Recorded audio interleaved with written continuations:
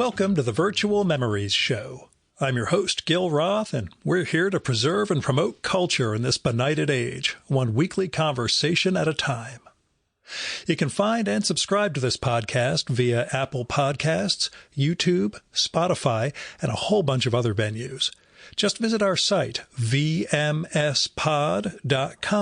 to find more information, as well as our RSS feed, which you can plug into any podcatcher so you never miss an episode of the Virtual Memories Show.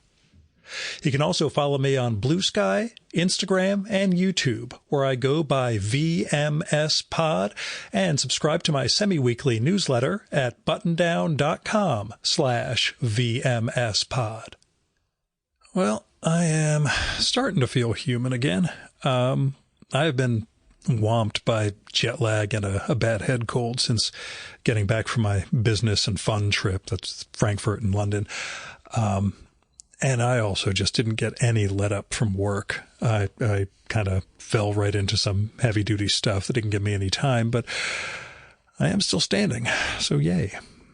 Actually, I did manage to do something more than just survive in this past week. I was finally able to make some progress on my Instax book, Guest Host, this weekend, Sunday in particular. I'd been showing the big binder of the 2024 Instax photos to folks this past week and during that London trip and back here, and seeing them light up over the images and the printouts of some of the sample pages got me inspired, I'll say. So on Sunday, I forced myself to sit down at my analog desk with the binder, a big notebook, a pen, and just write, man. And that totally failed. Like, I got nothing done and was getting more and more angry at myself. So I got out a laptop and I opened some of the notes pages that I'd made for the book, you know, some of the stuff I transcribed from the notebooks in, etc.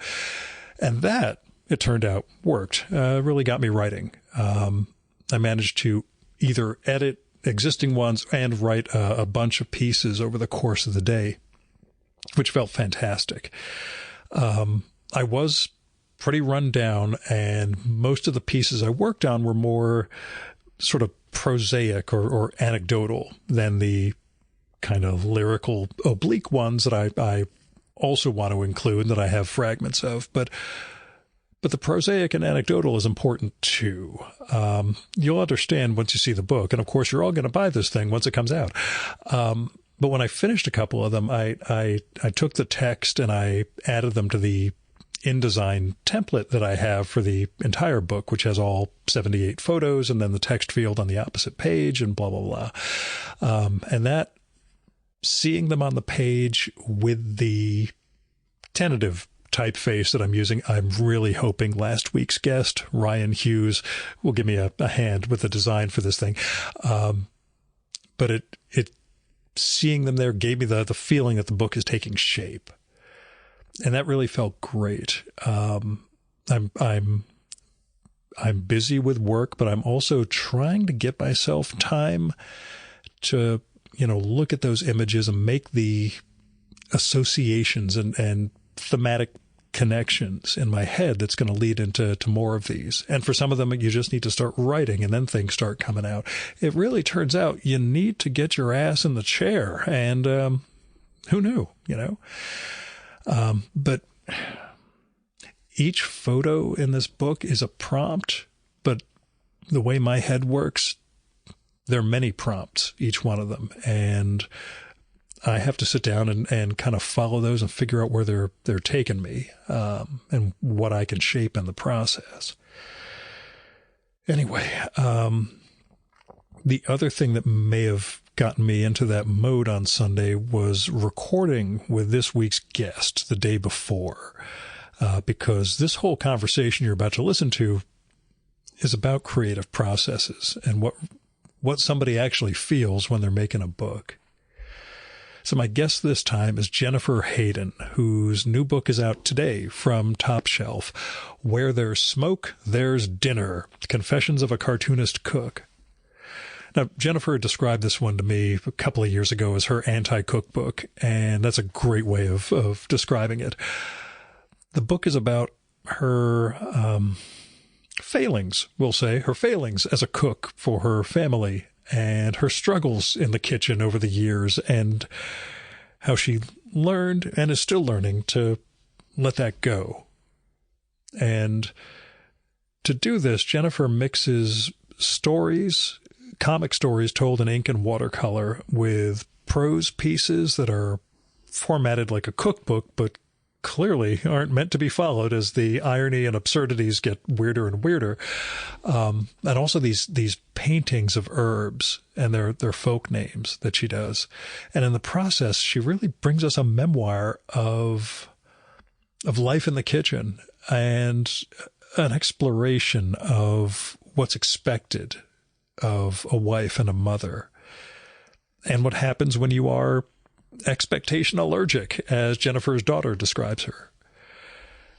And while the comic stories are alternately funny, frantic, a little harrowing, there's something deeper going on in this book, namely a woman's search for another way.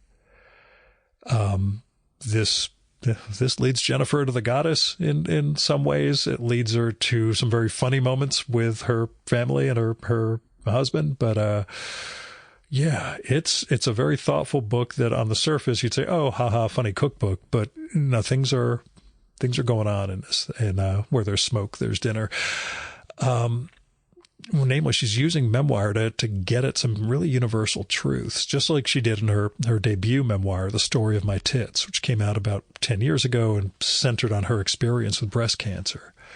And here, the mode of the cookbook allows her to look at what creation means and what family and home are all about. So I enjoyed the heck out of Where There's Smoke, There's Dinner. And it's not just because my mom was no great shakes in the kitchen. Okay, I tell a couple of stories about that in this episode. I do want to share one that didn't make it in. I did have a note for it, but there was never the right time to bring it up. My mom came to visit for Passover one year. This is before I met Amy, so years and years and years ago. And when I got back from work that day, my girlfriend met me at the door. They had been cooking all day. She gave me a kiss and she whispered, "Your mother burned one of my pot holders. I have no idea how." Anyway, for that person in your life, Where There's Smoke, There's Dinner is the absolutely perfect book. It's also great for comics folks, memoir fans, but really the cooking challenged friend in your life will take a lot out of this. Go get this book. It's, again, just out now. It's November 2025. Where There's Smoke, There's Dinner by Jennifer Hayden. Now, as caveats go, there's a little fluttering thing on the audio a couple of times. Don't know what's causing it. Might need to change out some of my XLR cables, see what happens. Now, here's Jennifer's bio. Jennifer Hayden is the author and artist of the Eisner-nominated breast cancer memoir, The Story of My Tits, which has been translated into Italian, Spanish, and French. The French edition, Nene Chérie, was shortlisted for Elle France's 2022 Comics Grand Prize. All of you who know that I have terrible French pronunciation know I have mangled the hell out of that title. Her first collection, Underwire, was published in the Best American Comics 2013. She draws and cooks dinner in the woods of New Jersey and plans to use the proceeds of this book to hire a personal chef. And now, the 2025 Virtual Memories Conversation with Jennifer Hayden.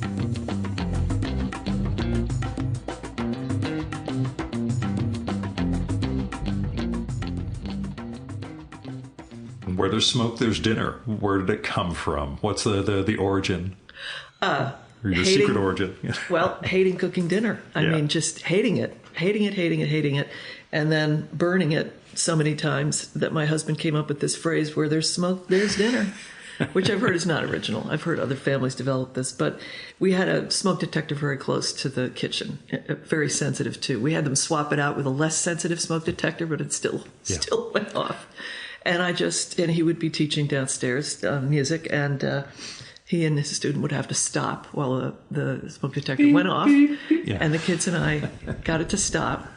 And but it was the one part of motherhood that never clicked for me. And it's the one part of, I don't know, like being a lady. And the problem is that I'm not in the city where I can just, run very easily on the way home from work and pick up something. And that's what we eat.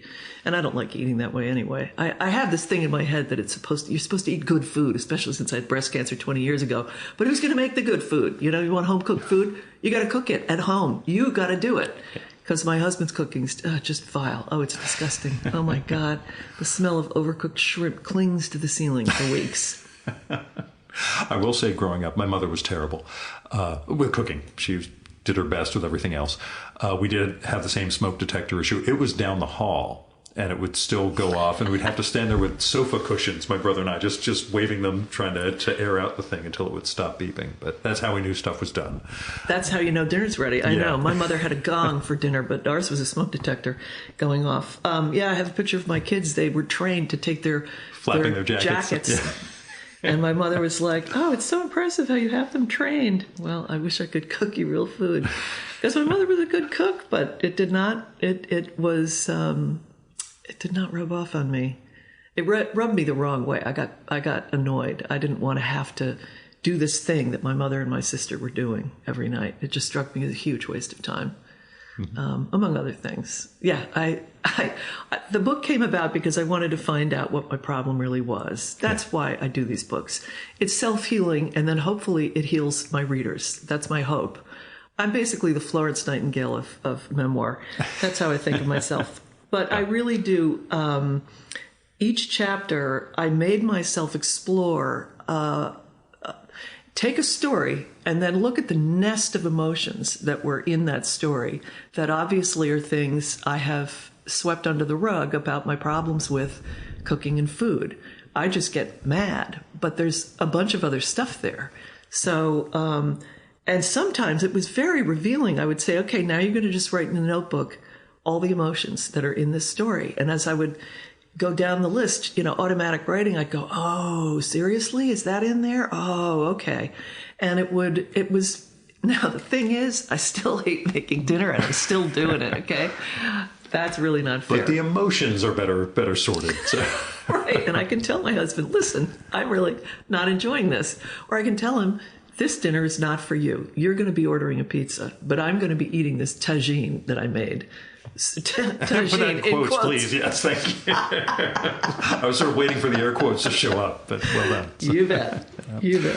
How'd you settle on the form and the structure for it? Interspersing comics, the things that start out seeming like they're going to be cooking, instructions that begin to go off the rails.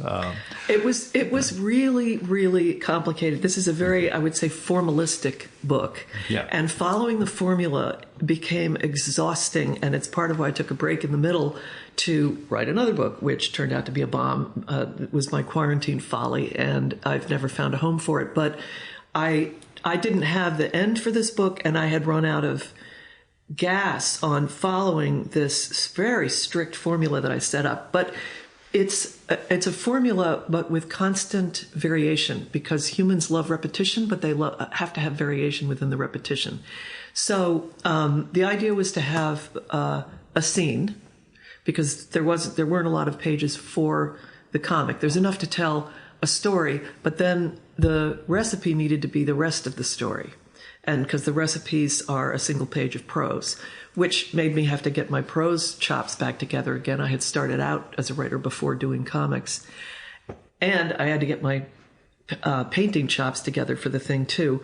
But I also wanted this constant thread of herbs herbs with their folk names, which are often very heartfelt names and have emotions in them. And I wanted that to be, that's like edible emotion. I wanted that to be in there too.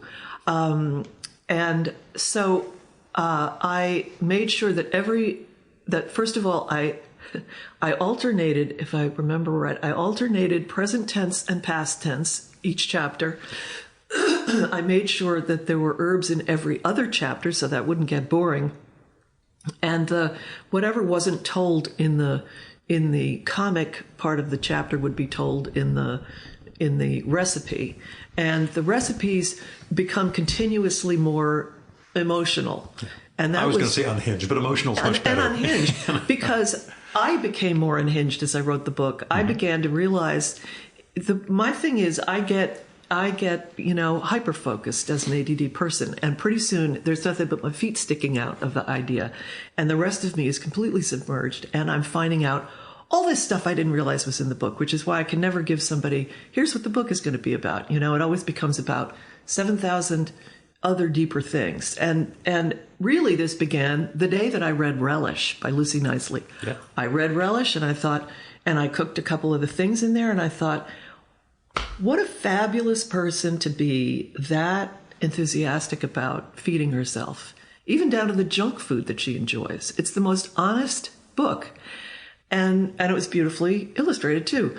And then I thought, yeah, but I would do the opposite of this. Yeah. And as I got closer to it, I thought, I hope this is not considered a complete jab at Lucy. And then many other, graphic cookbooks came up. How to cook Korean and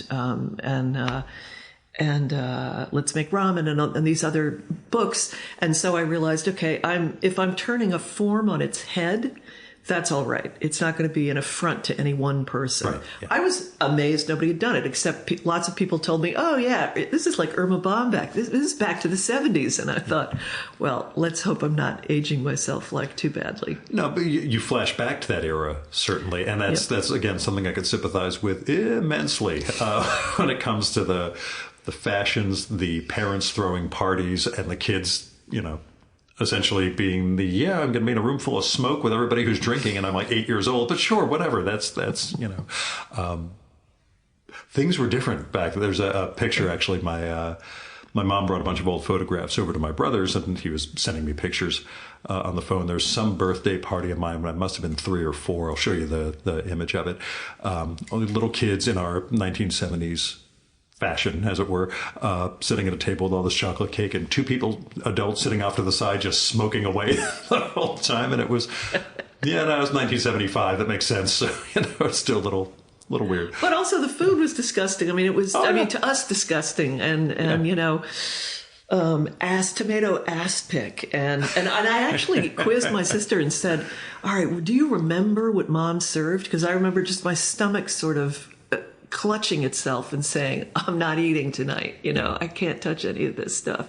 Because I had, and my friend Summer Pierce, she told me this term, I hadn't heard of it, stomach migraines, I think it might be, that these exist, and that they are a version of headaches, but the anxiety is doing the same thing to your stomach, something like this. Yeah. I haven't read about it. And I had a ton of stomach cramps growing up that didn't have a physical reason to be there. And I was underweight by the time I was a teenager. But so obviously, like, eating was a thing. And I loved my mother's cooking, but nobody else's. I would just not eat till I got home. I'd be like, I'll be fine. It's, I'll be there tomorrow. and so, but, figuring out how many different problems I had with this, it was pretty alarming. I kept finding more. But it did begin with these very heavy 50s meals. And I can remember even the smell was just nauseating of most of the heavy things at these parties. Yeah. How therapeutic was the book? Very. I mean, there's the knowing these things, and then there's actually healing beyond them. Well, there is healing. As I say, I am the Florence Nightingale. But there's also the revenge of turning it into comedy. And I'm not a high-priced comedian or anything, but but if I'm able to turn it, my mother used to say, whenever we were really suffering, she would just say, oh, it's all grist for the mill. And I think of that now a lot. And I think, yeah, I got all this grist, let's get the mill going. And, this was a lot of grist, as it turned out. And I do feel as soon as I'm laughing at something, it'll take a moment. Like we had head lice, and it was awful years and years and years ago with the kids. Just utterly cry all day, awful. It was so hard to get rid of, and so it was like fighting this invisible enemy. And then I came up for air at one point, and I started to laugh. I had poured olive oil all over my head, wrapped my head in something, and then put a plastic bag over it and a hat. And at that point, I called a friend and left a phone message for her, which she kept there for years because she loved to listen to it so much, describing what I had just done to my head and my daughter's head to get rid of the lice. And it didn't work. Thank you. Of course. They just went to sleep. They could still breathe under the olive oil. But I started to realize how funny, you get through something awful and then you tell the story and you start to laugh. So this was therapeutic in that I finally could look at it from a distance, and I've lived enough years to be able to look at some of this from a much longer distance and say, well, that was nuts. And that's pretty damn funny. And let's make it even funnier. Let's really have fun with it. And that was therapeutic. Yeah. And you mentioned the having to get the prose chops back and the painting side. What did you learn in terms of craft? What did this thing teach you? Because it's a very different book than Story of My Tits. I mean, the way you're telling it, everything about it is, like you say, it's a formalistic experiment, or at least it's going in formalist modes. What did you find out about yourself as a cartoonist and storyteller? Well, I really have been most interested in comics as a storytelling medium to expand my storytelling abilities, having started as a storyteller with first writing. I wanted to be the great American novelist and failed miserably. And then with children's book illustration, where I was telling stories and they were... I was trying to do them actually with as few words as possible and try to do the storytelling mostly in these still pictures. So then comics came along, and it's like I had moving pictures and I had picture and art and words right next to each other. And in this book, there was another, the books are 10 years apart. Partly, really they could have been 4 years apart, but there were delays. And I learned so much about, I was imitating cookbooks. I wanted this to come off as a real cookbook. I wanted somebody to pick it up. Well, the cover kind of gives it away, but I wanted it to be on the cookbook shelf and somebody to go, oh, what's this? And then start to get into it and go, oh man, I got to give this to Sally because she's a terrible cook and she's really going to relate. Or have somebody say, oh, so not everybody is decorating their table with wildflowers tonight and putting a perfect quiche down on there. And no, we're not. Some of us are in flames. So I learned how to apply color to a picture, which I did very tentatively. I did it in 2 layers at the suggestion of Top Shelf. So I would do first the ink and then spit out the Photoshop version on a piece of paper, put it on a light tablet, and paint on a fresh piece of paper over it. So if I didn't like my color scheme, I could just redo. And that ended up actually being good because then you can get a good color scan of the color and a good black and white scan of the black. But I also had to learn something about realistic depiction because I wanted the food to be appetizing, not just to be cartoon food. I mean, you can draw a gross looking, steak easily, but I wanted it to be a real steak that looked really gross, My best picture in there is a completely exploded pizza, including the exploded pizza stone under it. I'm so proud of that picture. It took me days. But the other thing that was really important was I had never really gotten layout figured out. Layout and we were talking about Dean Haspiel. He used to tell me, you got to lay off the boxes. You got to figure out how to do layout because he knew how to do that. And I was saying, well, no, I'll just do it like the way, what's his name does it in Clumsy. Why I'm blanking on names because I'm old. Oh, come on. What's his name? Jeffrey Brown, right? Oh, Clumsy. Yeah. He was fine with boxes. I thought I'll be fine with boxes when I went into comics. But in this story, I wanted it to have that sexiness of cookbooks where there's a photograph of food, and there used to be beautiful drawings, though they were not usually in color.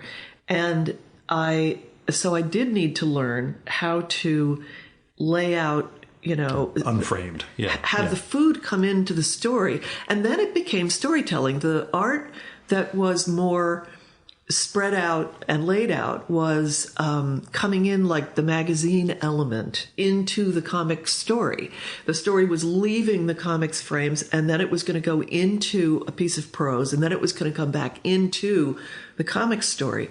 That was fascinating for me, but I had to work out which part was going to do which, because I am not content with just, a script, then put it into the comics, then I don't. That is lifeless by the time you're putting it on the page. I have to have my work breathe, pant.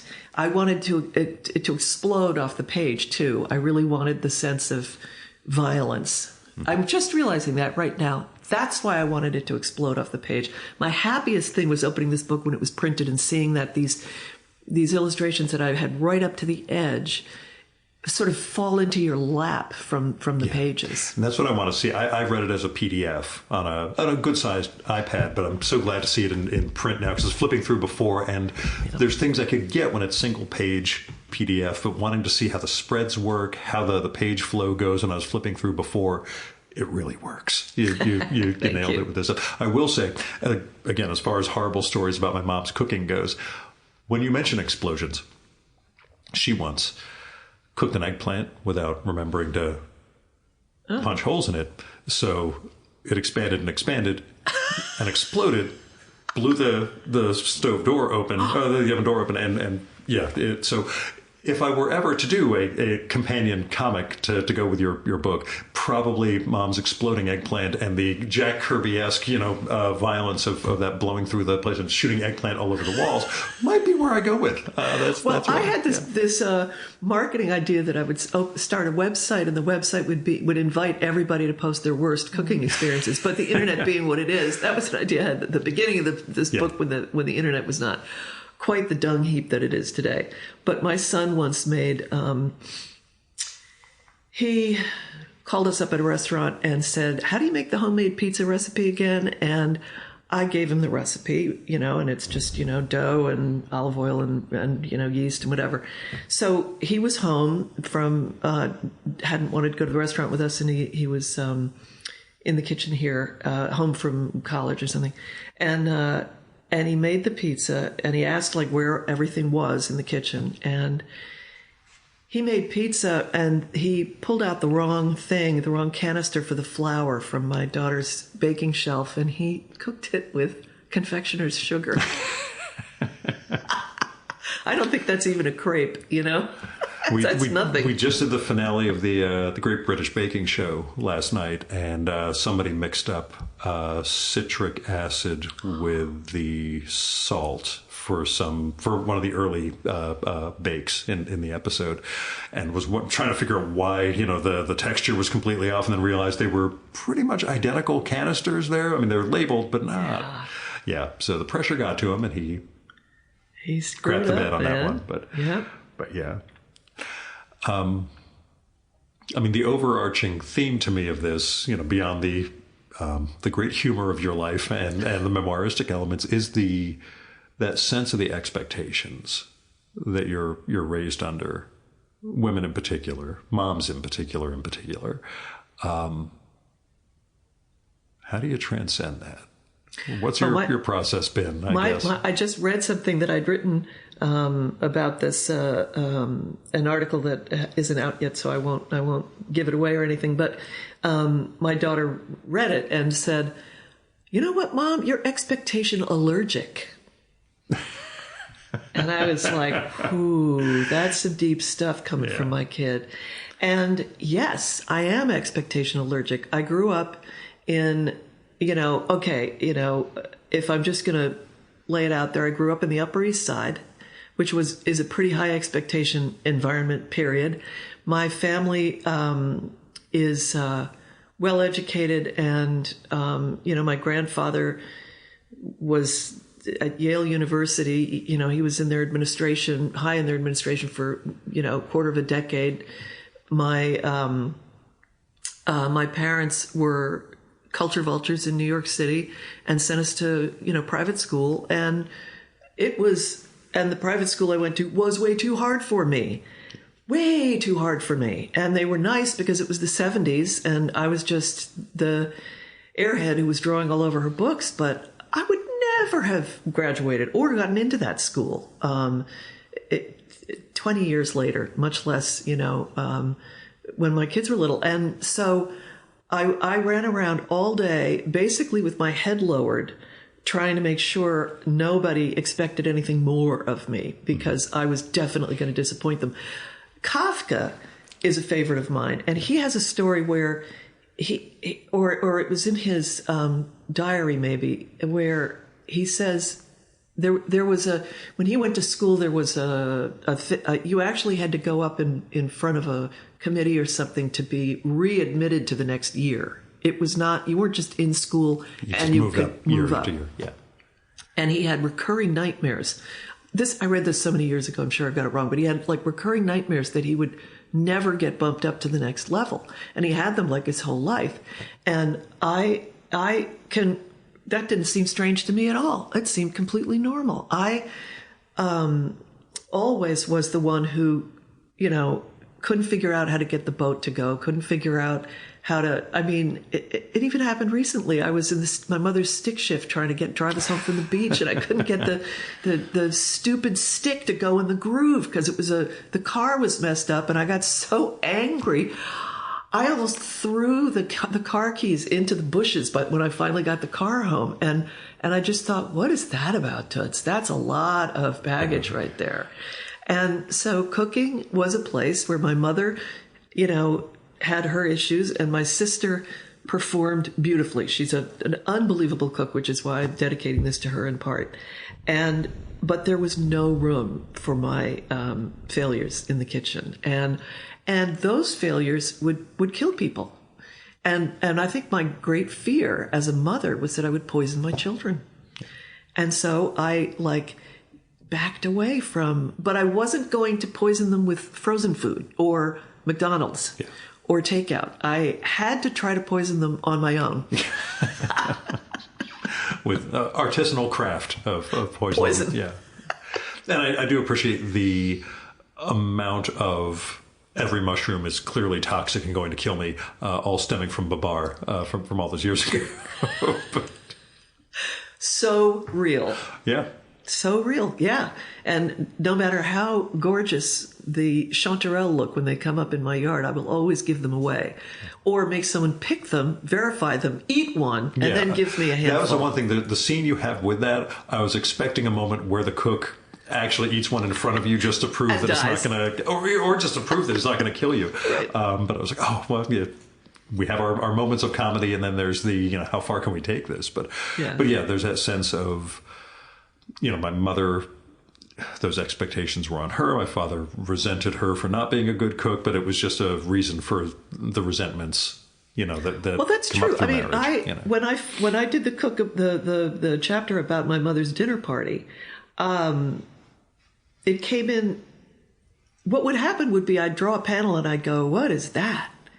And I'd realize, oh yeah, she did get really uptight before parties.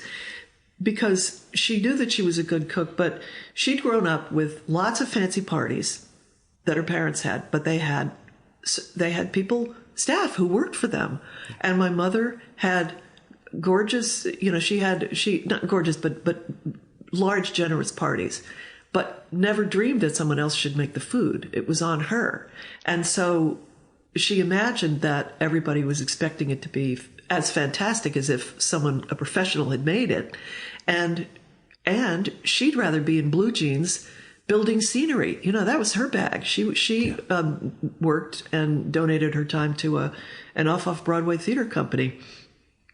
And I've written a little bit about that in another thing. And she loved to be on her knees in her Adidas sneakers and my brother's hand-me-down jeans and hammering something. That was my mom's happy place. And so having to be, in the kitchen, and then my father flirting with all the women at the party. That probably was a lot of fun. And while she hands around the canapes, and Jesus, it's like there's a lot of baggage, like you said. That's. And my sister, meanwhile, is like, I could do everything, and she could. She was my mother's lieutenant, and she was great. And I just went, well, you guys seem to have it all under control. I'm going to go be a boy. Yeah. I'm going to be an artist and a boy. Picasso. That's who I'm going to be. So all that said, what are your Thanksgiving plans? Since this is coming out a few weeks before. Well, I'm going to bring Tums. No, I'm going to my brother's. My older brother, to me, in later years is when I learned this, but he is an amazing sort of French cook. He's really quite an excellent cook. And he remarried, and his wife went to cooking school. So I will be going to their house for Thanksgiving. I have never once had to do Thanksgiving. Bring a bottle of wine? Is that well, if you bring anything? Last year we had a kind of a large bottle of red wine. It was like half finished, so I brought him that. He was like, oh, this is really classy. And I'm like, you're my brother. What do I have to perform? I just figured, you want to do I didn't want to show up empty-handed, but at the same time, I don't want to kill everybody here. So, I know. Yeah. I think I brought a bag of apples. I'll probably do that this year. Because apples are my favorite food, and they are the perfect food. And you don't have to cook them to eat them. And you'll never, die eating an apple. The show that's going up after yours, Prue Shaw, Dante scholar in Cambridge, got to her place, was showing her the photos from my book and the whole concept of, photos with my guests and past guests, not of them, but of something in their environment, to which she said, do you want to see my quinces? And I just staring at her like, is this some Anglicism or some weird thing? This are you being dirty with me? Yeah, I'm intrigued. I'd love to see I have no idea what this is going to be. She's like, like a quince. I'm like, I know what quince paste is. She's like, yes, those come from quinces, a fruit. I have a tree. I'm like, yeah. Okay, I sort of could put those things together. I assume this is going in a very different direction. So, yeah, she took me outside to show me this quince tree and the 10,000 megatons of quinces that it has dropped. Wow. Beautiful. Which I ended up taking a picture of for the if I do a 2025 book, it'll be tied into that. But yes, that was one of her. These are the most wonderful fruits. I would give you some, but you can't take anything back to America because bringing in food is the one thing they ask about. They hate fruit. Yeah. But if you want to see a quince tree, I think there's one. Oh no, trust me, I've seen plenty of quinces at this point. I'm talking about the trees, baby. Yeah. The courtyard at the Cloisters in New York City has a quince tree. I believe so because I remember this from a tour because it's featured in a lot of medieval art. And so they brought something over to so they wanted to have it there to be realistic. But you should never trust me. I've had so many stories pass through my brain that right now I'm starting to trust myself less that my stories are true. Of course, it doesn't matter. They're all entertaining. Yeah, as Let's long just as you're getting getting some them. point across and having fun with them. I've felt for the last 3 or 4 months that I've had a concussion, despite not having any physical cause for this. It's just the emotional and the strain and everything else. I'm like, I'm I'll tell stories, but I'm pretty sure this is all just this adult brain trying to clock stuff together. But that's fine. Again, I could fake it relatively well, so that's nobody picks up on it. But yes, I did wonder in terms of the Thanksgiving tradition. My mother's would be to go to a restaurant because her her Thanksgivings were not good. Maybe possibly our best Thanksgiving meal was when we did go to a restaurant. That was the year we had head lice. We couldn't travel. We took our head lice to the restaurant. And we really had a good showed meal. Up in turbans and that's just, right. That's what dripping with olive oil. They just slept through the olive oil. After I remember when we looked at each other, I could see them sort of waking up after we took it off. Stretching. That was a nice sleep. Which sounds like another comic. That was my first comic. Good. Was when I realized I left the message for my friend, and then I sat down and I said, okay. I had read a year of comics. It was post breast cancer. And I said, now you're going to draw a comic of the head lice. And that was my very first I'm glad we think alike. Adult comic. And then at the end of that, I said, well, if you're ready to laugh about the head lice, you're ready to laugh about breast cancer. Now start the breast cancer book. And I did a month later. Tell me about life after memoir. After you've revealed as much as you have, what is the afterlife? Well,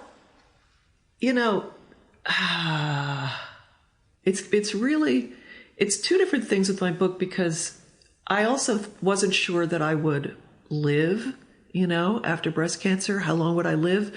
So I kind of put my whole life into that book just to leave a document behind and to have finally a rewarding creative experience when I had been so creative my whole life, but never really dominated an art form. But I knew I could do that in comics.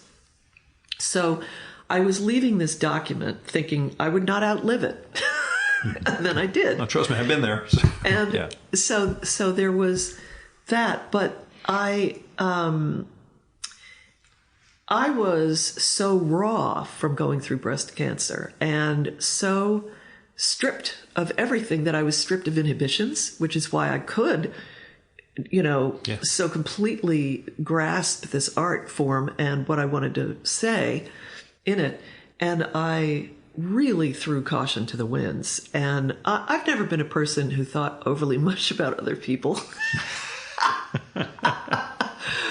But again, you could fake it just like I do. So that's right. I pretend not to be self-centered, and they buy it. So I'm able to put blinders on when I'm writing and drawing and making things. And I did it as a diary practice for so many years growing up, and especially as a teenager, somehow thinking nobody would ever look at this stuff, right? And nobody did when I was that age. But then you become an artist and you have to take on this responsibility, like, oh, okay, now I need to screen people who I don't want to hurt when I'm including them in a story, and make the story my story of this story that's also their story. And my kids were little enough not to influence me, and my husband just left me alone. He's a musician. He understands, people needing to flourish as artists, but he's quite a private person because he's a classical musician, and he composes music. And the thing is, none of it has any words. So he's getting away with murder as far as I'm concerned. So I had a lot of learning to do after the fact. There was a reaction the day the book came out. Mom, I'm so proud of you. And the next day I can't believe you said this stuff in front of people. I don't want anybody to know this stuff about me. And it took me really a long time. You asked me once if that book would have existed if I hadn't had cancer. And I had to really think about that. And I hate the fact that you remember all the stuff I say, but go on. Yeah. That was on your podcast, so we could probably find the clip. And I said, no, it wouldn't have existed without my cancer. And I think that cancer was just an enormous clarifier for me. And I just had to do this. But I also felt I was leaving something. It was my last will and testament for my family. I was expressing love in addition to how much they pissed me off and how much, and all the other, not good stuff. So, but it has, but the one thing that has made me overall never regret it, aside from the thrilling experience of doing your life's work, which I consider it to be, I mean, everything else I'm doing is equally important to me and all added that. On though, to this base. Is building, but. And my technique, of course, is much better now than it was. But it took me the greatest courage to do that book. And so it means, a lot to me. And now the thing that really strikes me is that it's had 3 translations, French, Spanish, Italian.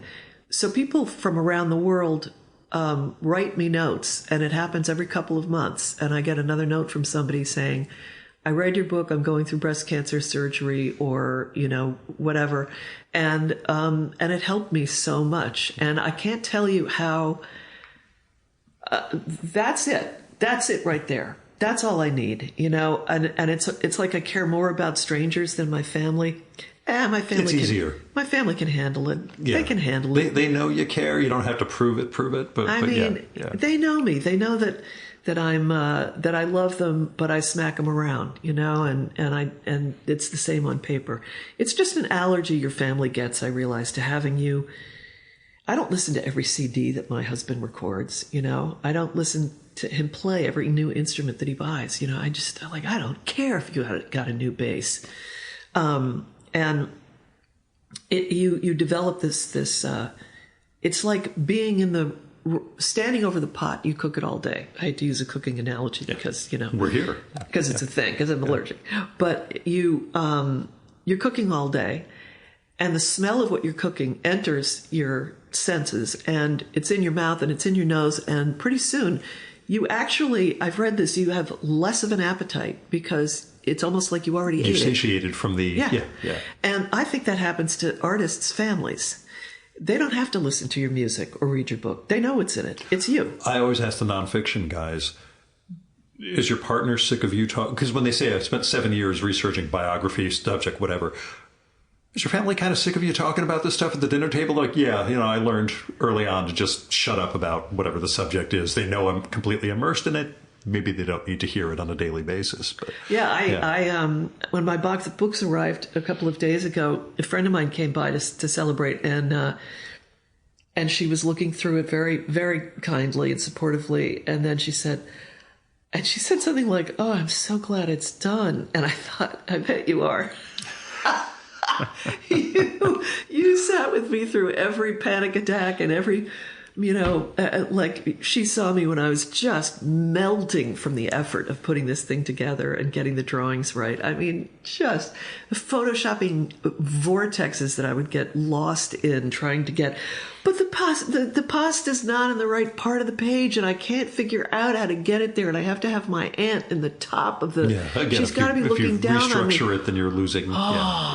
And it's just. And the spatiality in your drawings is, it's there. It's not, photoreal, but you have to compose in a way that your speech, the flow of what you're trying to show and everything else works. But I could see how that becomes not a jigsaw puzzle, but a sort of challenge, in terms of making it all fit. It started to remind me of making a movie, which is the wonderful thing about comics is you feel like you're holding a movie and a paper movie, and layout helps with that. But I also liked the idea that the words were flowing from image to. And in fact, as I look at how to strip this book out so that you can have, in order for translations, you need to remove the words, right? But the words are throughout the pictures, so it's going to be a task. I don't know, how. Somebody else's task. That's the important thing. Hopefully. But, for the French edition, and they did not give me credit, unfortunately. I asked them to. I had to redraw 16 different images, the starts of all the chapters where the titles were blended into the image. Yeah, right. For the sort of headline or title. And that was fascinating. It was actually a real joy to do it. But I was like, I should have thought this out before I did these. I shouldn't have said this, And then I looked at the other translations to see how they handled it, and they handled it pretty well. But somebody else had done it. Yeah. You mentioned your husband. In the book, he's Jim. In the acknowledgments, he's Steve, formerly Jim. What's the deal? Okay. Because I did have that moment of, as far as I know, his name is Steve. We've met a whole bunch of times, but okay, I'll just go with Jim on this one. Okay. Well, first of all, you have to know that I'm doing all my work so that it can be read like in order and everything is consistent. Yeah. Okay. Well, we have the complete Alec back there from Eddie Campbell, where he did chronologically set up the story. In the collection, the stories are told chronologically, not how they were published, but yeah. Oh, okay. Very interesting. Well, I won't have the body of work that he has, but I have, but if I've drawn a person a certain way, I keep drawing them that way. If I called them a name, they will keep that name. I can now never put my younger brother into a story because I made a composite brother out of my older brother and my younger brother in the story of my tits. So now I always have to, wait a minute, I'm lying. No, I separated my brothers in there. I would let it go. Yes, Eddie did the same thing in Alec. There's a point near the end in the last third or so where he kind of abandons the Alec persona and just becomes himself. Yeah. Well, okay, and that'll bring us to a whole nother topic. But Yeah. I took, but okay, so when I was Jim, writing the not book, Steve. so when I was writing the book, it didn't occur to me that because it would be my name on the cover and everybody would know that I had written the book, that it was not a huge giveaway of my husband's privacy to use his name in the book. But this was following the moment where my daughter and I tried to get him on Facebook. And she said, okay, we have to put certain information in. I'll do it for you, Dad. Okay, I'll just ask you the information. And she goes, what's your name? And he goes, forget it. I'm not doing this. I just thought, you are so private. It is beyond hilarious. So I was like, okay. So I have pictures of this in that book having sex, but I give him a different name. So I protected his privacy. You see how I did that? Yeah, ingenious. So, No one will put two and two together. And he looks exactly like himself. Oh, yeah, no, totally. Right down to the socks and the sandals in this one. And I did the same thing with an old college boyfriend in there. I told this nasty story about him, and then I was like, well, I'll change his name too. But I drew him exactly the way he looked. Not too bright. So then what happened was I was interviewed by a local journalist about the book, and the article was published in the local newspaper, and and the journalist didn't know us and hadn't come to the house and hadn't met my husband or anything, and he referred to my husband, my real life husband, as Jim the whole time. Friends of ours read the article and thought we'd gotten a divorce and that I'd remarried. There was so much of a problem, and they even came, the friends who thought that we'd divorced, to a presentation I did at a bookstore, and only my friends had come to this. So I'm looking at a small group of smirking faces who can't wait for the Q&A because they're going to get me, right? And they don't have to behave themselves. Well, they sort of had to. There was like one or two strangers, and so they were trying to be cool, but they didn't want to be cool. And this friend raised his hand, and I was like, yes, sir, you have a question? And he goes, yes, I wanted to know, in the movie, when they make a movie of this book, who's going to play Jim? And we all just busted up, and ever since then, my husband Steve's question is always, but who's going to play Jim? And he's always like choosing actors, and they have to be super buff and young and on all this stuff, and it just. I always use the line. I think I used it in the Ask Me Anything episode because I think Dean asked a question along these lines. The guy at the Wall Street Journal who broke the Elizabeth Holmes Theranos story, John Carreyrou. They asked him, they're making movies and miniseries about this. Who do you want to play you? To which he replied, the guy who plays Thor, I guess. It's just become my go-to for this in the future. Ours is usually Meryl Streep. Also Who's good. starring in it? Meryl Streep. Yeah, the guy who plays Thor. That's what I'm going with. But in here, I decided I would bust it, and I actually have to look and see what I said. I think he's Jim in the story, but then in the acknowledgments, I said, to my hilarious and long-suffering husband, Steve, cleverly disguised as Jim.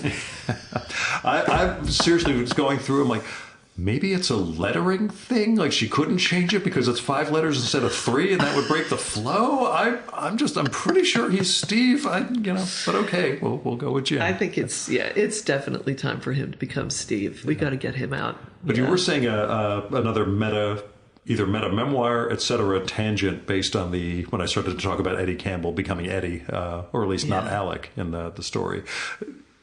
It's a tangent that you may have already forgotten we were on, but I'm not sure if you had a take on the naming and the memoir thing that you were going to say. Well, that was leading me to stuff that you had mentioned that you wanted to talk about, which is where I am now creatively, and I took a break after handing in this book because I felt as if I had literally broken my brain. And I was just... Like the shards of a pizza stone just shattered in the obstacle. I'd blown up my head, and I needed a rest. But there was a period of time, I handed it in, and it was a little late in the year for them to get it on the slate for that year, my publishers. So they put it into the next year, but they decided to make it a holiday book at the end of the year. Because it'll make a great gift for all your friends who hate to cook.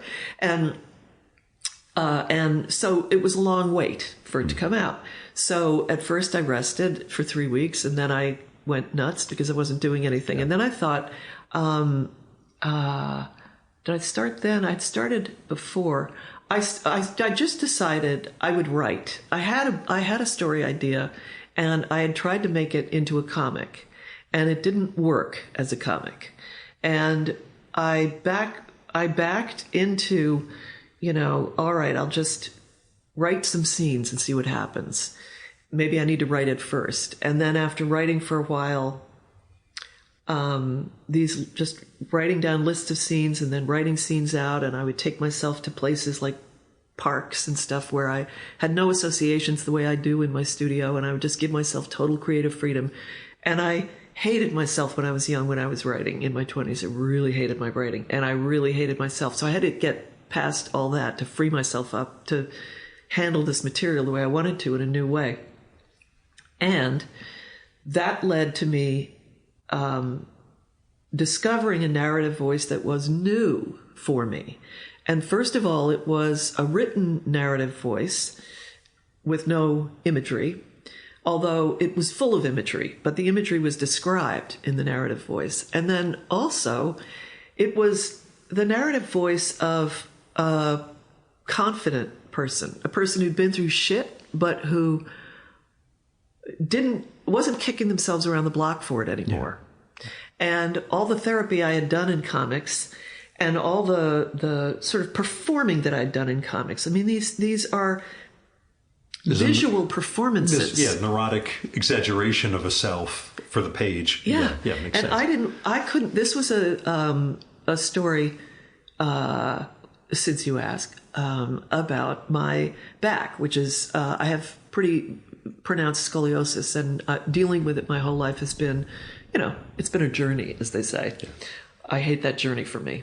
And I have learned a lot about body and spirit and what it is to be embodied and what it is to have your spirit leave your body, and how pain is a constant companion, and, all of this stuff in the course of a lifetime. And as I sat down to write about these experiences, I realized they had to come from a different place than my comics had come from. And that's what I was thinking when I was seeing a tangent there, because I realized only recently that the reason I am not doing a comic right now is because, or a graphic novel, and I have got a couple of story ideas, is because I need to change who I am in comics. I am becoming someone other than my avatar, what they call the person you are in comics. I don't identify with quite as much negativity or ruefulness, which is kind of a young attitude towards things not working. It's like, what the fuck, man? Why is this my life?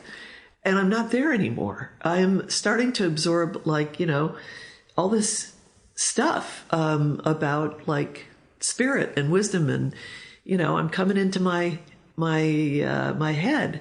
And I want to share that, which also is healing me and can heal a reader, but I don't need all this other stuff around it. I'm becoming more crystalline in the words I'm choosing and the images I'm choosing. So, and I can't imagine not drawing anymore. So obviously drawing is going to come back in, but there's some huge creative reorganization happening for me right now. I don't know. And then, if we talk about it, there's also a performance aspect. Well, you've been cheating on comics. That's been, we talked when we got together, I guess last fall, when I had a pharmaceutical event near here. We talked a bit about it. You've posted some pieces. You've been doing spoken word once a month. Yeah, I'll say performance, I guess, is how to describe it. Tell me about, again, moving into those modes, and again, figuring out what needs to be a comic versus what needs to be spoken word, and whether there are other forms you're looking at for what you're trying to tell. That's a big bunch of questions. It's a big bunch of questions. Well, and overall, because I've been a creative person in a bunch of different ways, and I've been a fiddle player, both classical and then I had a band and we played, fun stuff, kitchen music, I would call it. And and even back when I was young and before I had scoliosis, I had fun dancing. So I've expressed myself in a bunch of ways, but every single one of them I have come to realize had to do with story. My technique wouldn't always be the best, but I was always telling a story in whatever the medium was. Even I remember my kids practicing piano and learning a piece of music, and I would say, okay, well, this is the story I see unfolding in this little piece. I think, doesn't it feel here like it's somebody walking through the woods, and then they're coming out and they're in this huge open space, and there's a castle. And then there's a character coming out of the castle, and my kid would be like, yeah, that is how it sounds. And we'd sort of flesh it out so that it could be a musical thing rather than just technical for them. Yeah. So it's taken me a long time to realize that I'm not so attached to whatever the form is. I am very attached to the story. And so when I set out to write this story that I realized wasn't working in comics, at the same time, I realized I was very sick of sitting after all this drawing for this book, and I wanted to leave my house, and I wanted to stand up. So I told a few friends I was looking for, a chance to do maybe even some stand-up comedy. I'm funny, right? I could crack someone up. We all say that about you. I mean, yeah, you are. And not just funny looking, Oh, okay, yeah. So I was talking to this. I was in a clothing store.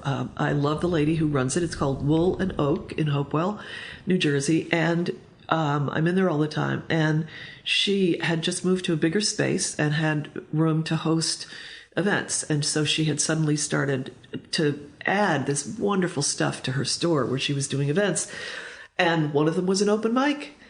And I was like, I don't believe this. I'm going. Yeah. And I went to the first one, and I didn't know what to expect, but I decided I didn't want to memorize. I didn't decide I didn't want to memorize something. I couldn't memorize something, so I wrote something down, and I read it.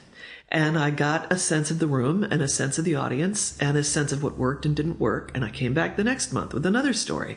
And I have done this for over a year, and I've missed one or two. And the stories are getting closer to my heart and also more insane. It's not quite like The Moth, because The Moth, you're supposed to stick to your story. And I don't. There's a lot of travel going on mentally, and a lot of torturing my audience. It's just sort of, I think it's fun to slap your audience around a little bit, when you're performing. And I am really absolutely loving the different feeling of a story that is not going to be drawn to convey the full emotion. The accompaniment is really going to be my expressions, and this is why I sort of wish I could memorize it, because then my whole body could be expressing it, sure. As I do when I talk. But it's okay, because I get the words right where I want them, and then they can hear where what I mean. But it's meant to go into the room, into the people's ears, and then just fall on the floor and be swept away the next morning. It is like performing a piece of music. It is the temporality. It's purely very different ephemeral. And they're left with what? Just a feeling. The way I would leave them after I played a piece of my fiddle. Just, it's done. And I don't like I don't like it when people record what we're doing, because to me, I mean, it's like the Eleusinian mysteries or something. Nobody was allowed to say what they did in the mysteries, so nobody knows what they did.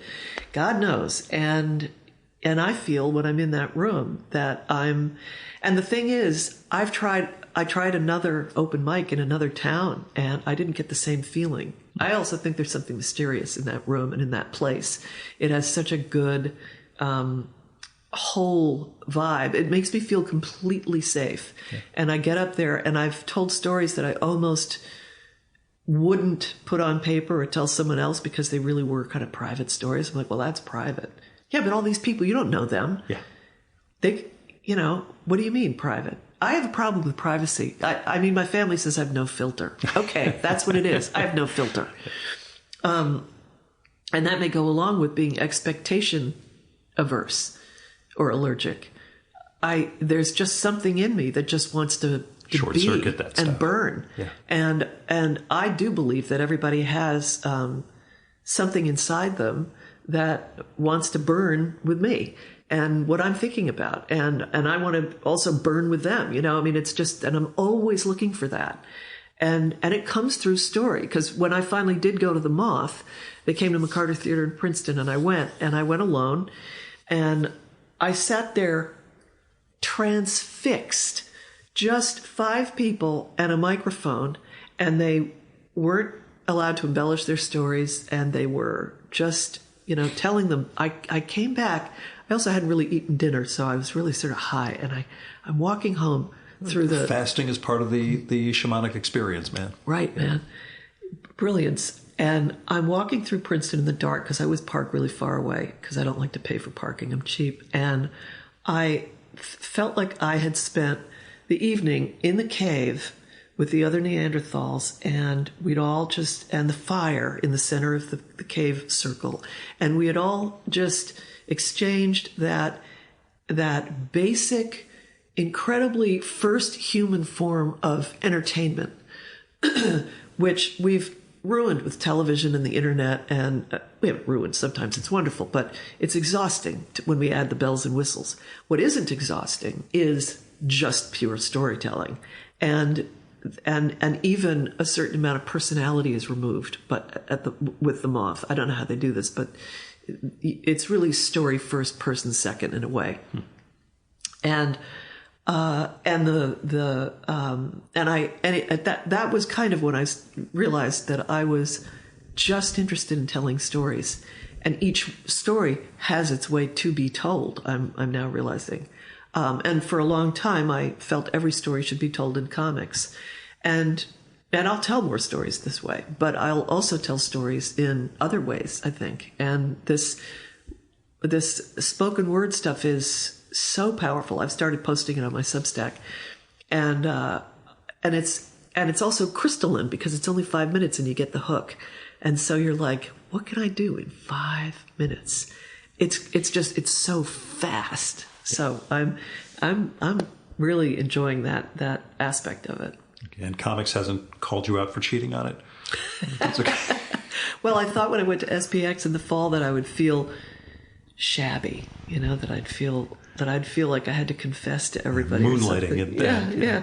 And it helped that I knew that this book was going to be coming out eventually, and they could say, "What are you up to?" And I could say, "Oh, I'm definitely not writing something, and I'm also not performing Why, I'm a cartoonist. You can see in a couple of months. I've got a book. Yeah. But this other part of me is realizing that comics is a very, very intense and exhausting practice.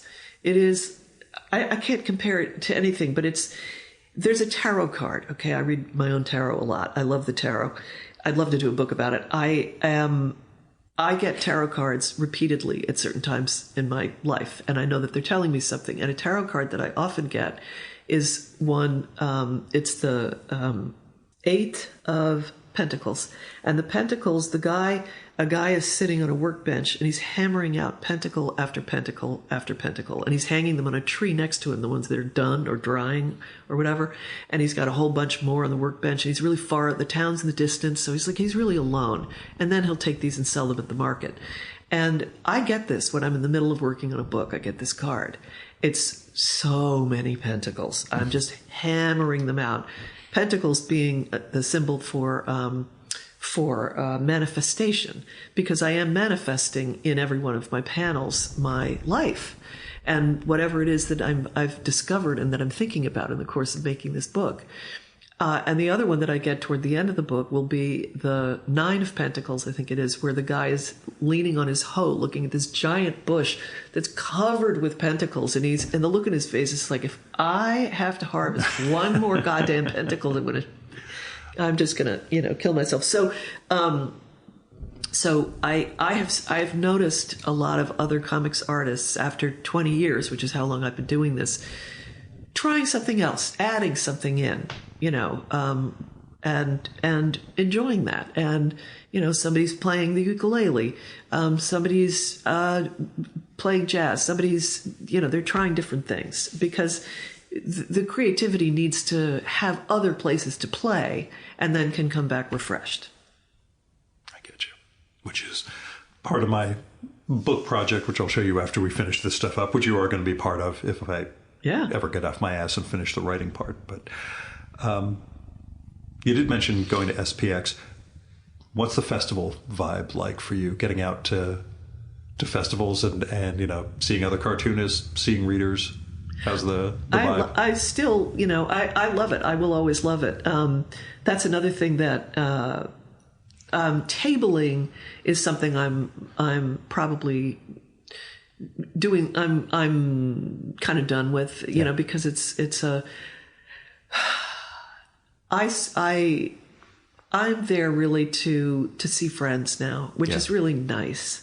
I've been lucky to be published, and I don't do many mini comics anymore, which is what you tend to sell at shows. Yeah. So being behind a table for as many years as I did it gradually made me really hanker for being able to shop and get things signed and go be a fangirl and enjoy. So, but I didn't go to a lot of shows. The show I always go to is SPX in Maryland, and it's my favorite, and it's, my home show, even though it's not near me.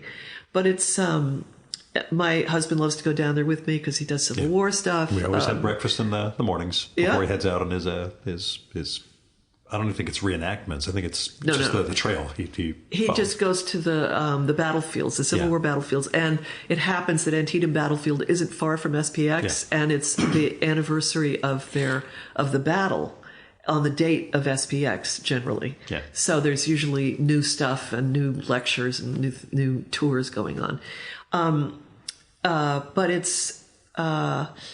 is a changing. When you go to the same show for 20 years as I've done, you age out or the... Well, it's just that it's like continuing to go home to your parents. After a while, they make you realize how much you grew in the past year. Yeah. So when I was there this past year, I actually had a great time telling people what I was doing and finding out that they were all trying different things too. And everything is constantly changing. I found I was less disappointed by any changes that I saw because I realized you have to be open to this. It's a fluid world, and somebody could go away and do something amazing and then come back and then do a book about it. And you're buying it, you're reading it. I mean, I want air to be coming in and everybody to be able to enjoy this. And I think it's really a mistake for people to just hammer away, to have this idea that they have to have a book out each year and regardless of whether or not it's a good idea, just keep my name out there and have a... Right. Yeah. I understand the need to do that. But it's nice if people can pick and choose their projects and have them really mean something to them. And because the reader immediately picks up on that, even if the publisher doesn't, even if the publisher's okay with, everybody's, doing books on this theme, you should do that. And I've talked to agents like that. My agent is not like that. But, I've... This is the hot thing or the hot subject? Yeah, have you ever thought of doing a book with that as a title? And I'm like, no, because that would suck. I'm not doing that. Yeah.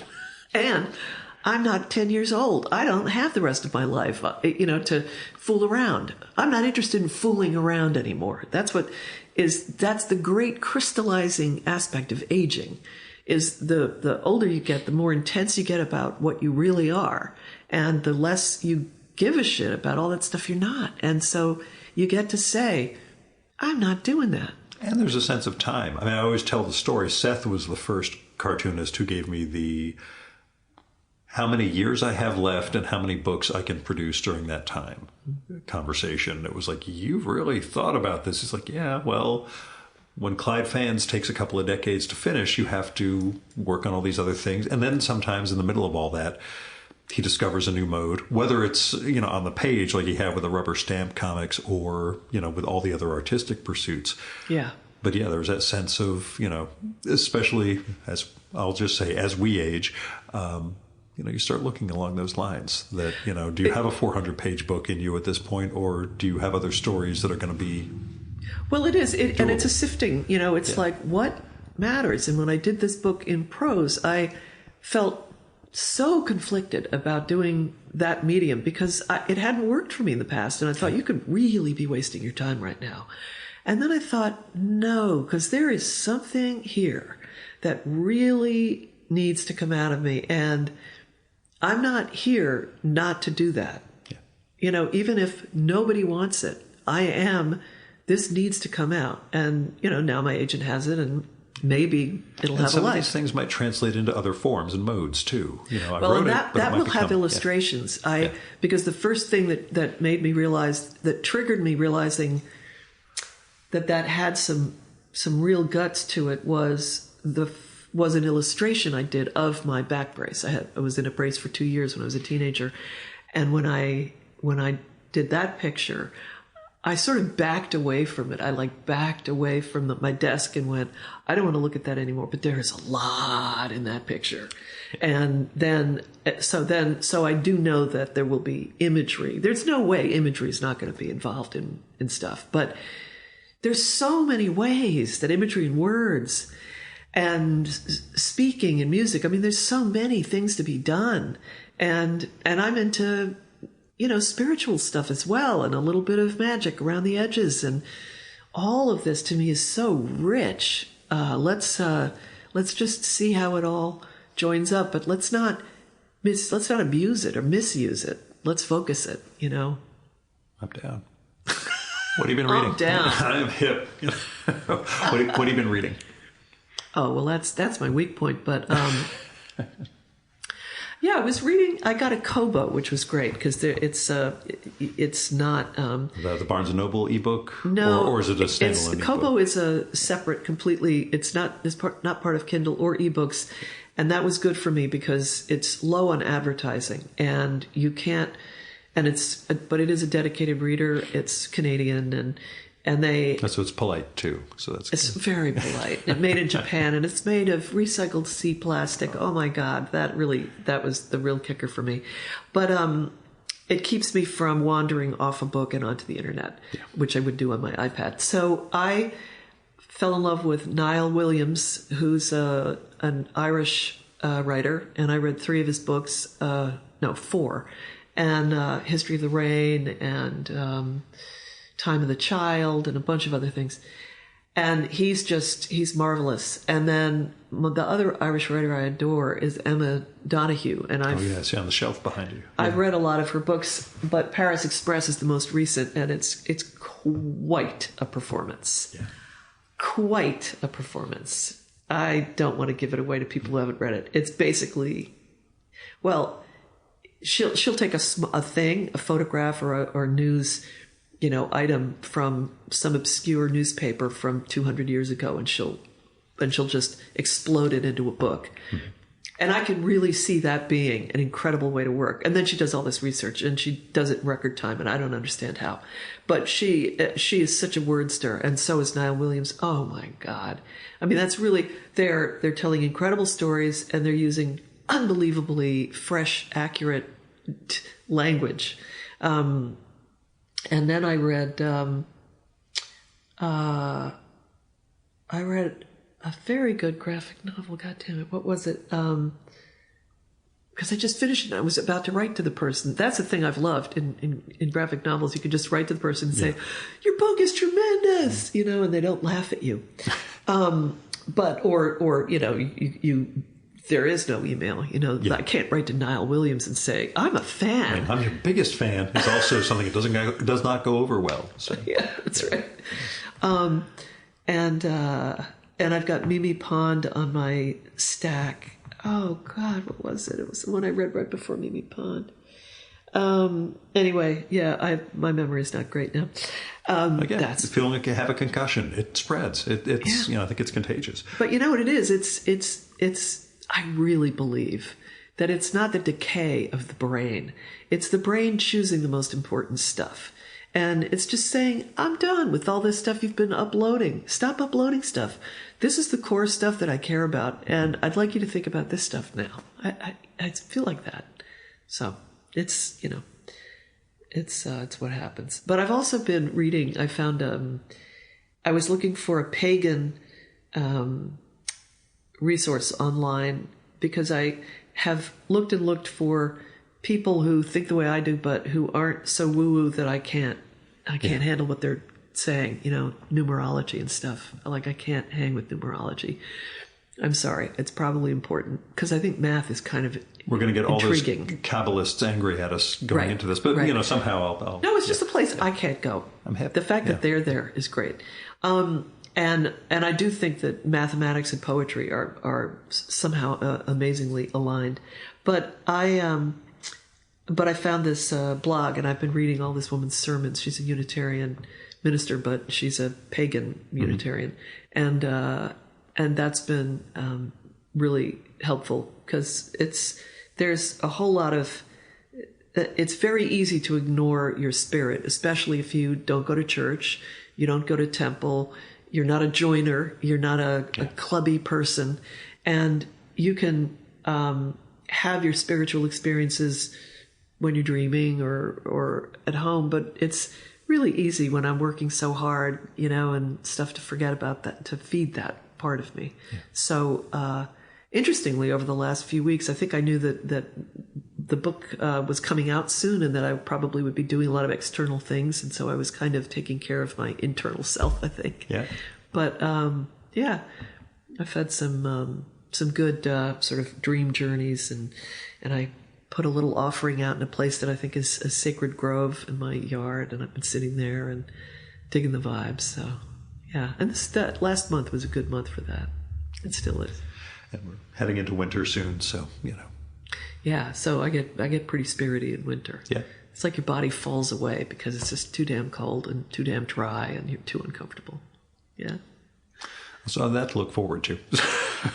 But Jennifer, thanks for coming on. I realized when I was coming down here, well, you and I have talked off mic. We've only done like a live one with Summer Pierre. We did a COVID check-in back during lockdown, but that doesn't count because that was all of us in a very, very bad psychic state. This is the first time you and I have just sat down and recorded something, which, I'm very happy you made the time for me. Well, I'm happy that, we've had a long time getting to know each other, and it's really special to get interviewed by somebody who knows all about books, all graphic novels, and all about me. And it's really rewarding. It's really great to talk to you. Now we'll go see Jim and see how he's doing. Jim, I think he's probably at the gym right now.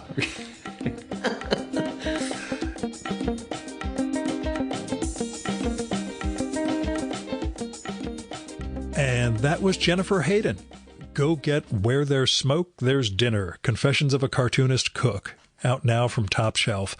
I know in the intro I didn't talk enough about the cartooning, but I hope you got enough of a sense of it from our conversation. The comics stories are really entertaining and beautifully drawn and painted. It's a really good book, and it's a blast of a memoir with plenty of laughs alongside the nerve-wracking craziness of just trying to make a meal for your kids. So you should visit her site, jenniferhayden.com, to check out more about her comics, her art, books, appearances, and other stuff. And that's JenniferHayden.com. You can subscribe to her Substack at jenniferhayden.substack.com too. She's got plenty about her art and about those spoken word pieces we talked about. She's also on Instagram as Jen Hay Goddess, Hay in the middle, all one word, and on Facebook as Jennifer Hayden Author, all one word. I'll have links to all this stuff in the show and episode notes. Thanks for listening to the Virtual Memories Show. You can support this podcast by telling other people about it. There's no better way to build an audience than through word of mouth. Also, visit Apple's podcast page for us and leave a rating and review.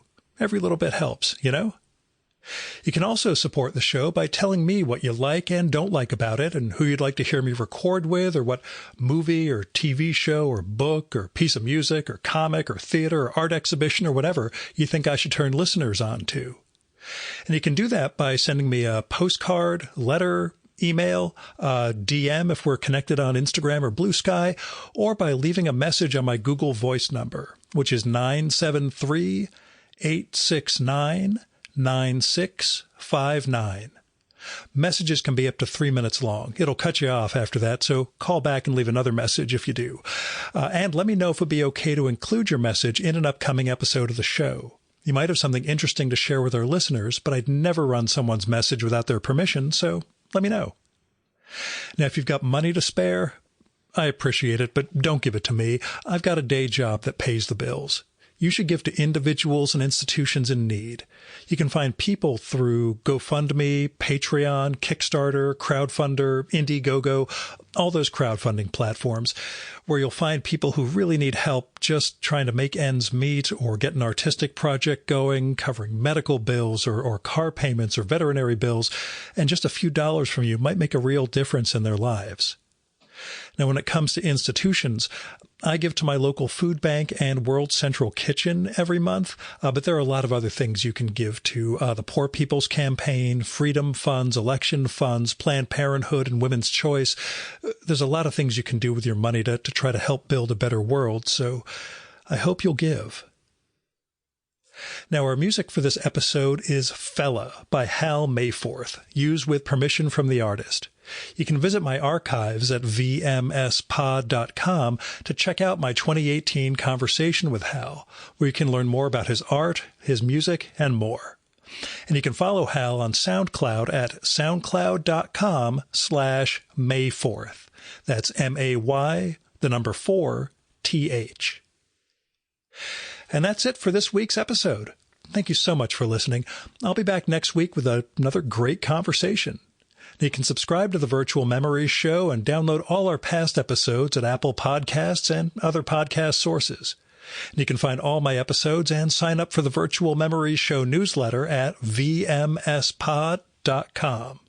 And I'm also on Blue Sky and Instagram and YouTube as vmspod. You've been listening to the Virtual Memories Show. I'm your host, Gil Roth. Keep reading, keep making art, and keep the conversation going.